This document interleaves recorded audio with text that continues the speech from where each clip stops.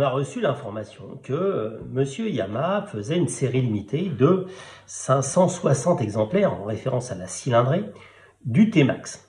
Alors, c'est une série limitée un petit peu spécifique, un peu sympa, donc ça c'est une bonne chose. Mais ça nous donne l'occasion de parler du T-Max qui a un peu bercé notre jeunesse, enfin en tout cas la mienne. Puis je vous raconterai un peu de petites histoires autour du T-Max. Mais c'était important de dire que c'est quand même quelque chose qui a marqué la moto en France en particulier. En 19 ans, il s'est produit 330 000 exemplaires de T-Max, dont 65 000 pour la France. Donc c'est pas quelque chose de négligeable, ça a vraiment été un très grand succès en France. Donc qu'est-ce qu'il y a à redire en fait, ce qui a fait le succès du T-Max, c'est qu'avant les scooters, le moteur était fixé au bras oscillant, il n'y avait pas vraiment de cadre, donc c'était un peu du chewing-gum, et ça ne tenait pas très bien la route.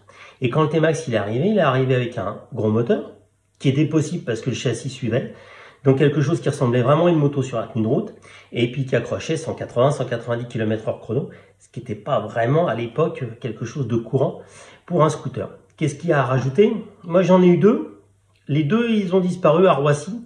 Je suis arrivé, il n'y avait plus de T-Max, donc c'est encore aujourd'hui un petit peu un des petits soucis, mais c'est-à-dire le vol. Et ce qui est assez amusant, c'est qu'en effet c'est plutôt le scooter du flic et du voyou, enfin je dis flic ou voyou, c'est-à-dire que vous en avez aussi dans les beaux quartiers et puis un peu plus aussi dans les cités.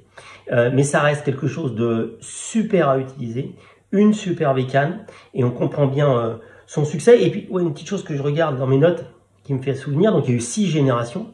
Et la première au début, côté français, JCO, lui disait, Jean-Claude Olivier, qui était le patron de Yamaha, disait il voulait un peu plus un truc un peu GT.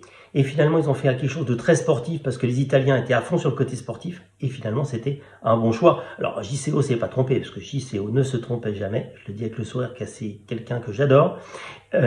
Mais du coup, c'était pas son choix et celui des Italiens a été le bon. Donc, bon anniversaire, Monsieur T-Max.